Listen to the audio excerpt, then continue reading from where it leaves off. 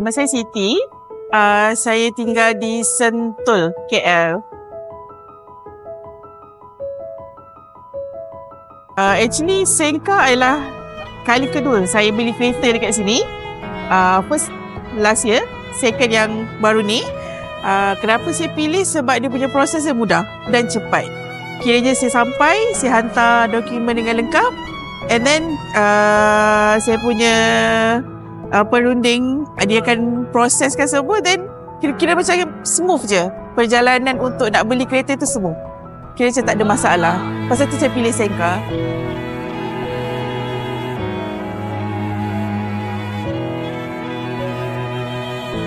Masa tu saya beli kereta CR-V, which is proses dia sampai-sampai je Mr. Wong terus introduce kereta.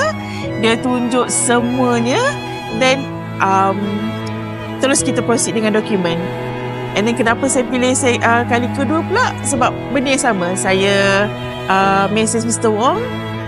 Saya tanya ada tak kereta yang ni yang saya cari, dan Mr. Wong introduce kereta tu dan kita orang bersetuju. Kiranya smooth je perjalanan tu. Pasal tu saya rasa saya pilih Senka lah. Sangat puas hati. Saya akan introduce kawan-kawan.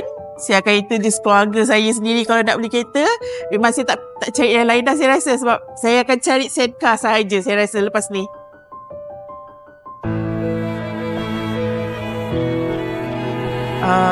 Saya rasa mengenai harga yang sangat berpatutan, which is bulanan kita pun kita mampu untuk bayar. And then used car ke new car ke, saya rasa sama je. Sebab produk yang dibawa daripada Senka tu saya rasa lebih kurang sama je macam new car. Jadi saya rasa tak salah pun kalau kita pilih used car sekalipun. Saya akan recommend kepada semua, kepada family saya, kawan-kawan saya untuk beli daripada Senka sebab proses dia sangat mudah. Ingat used car, ingat Senka.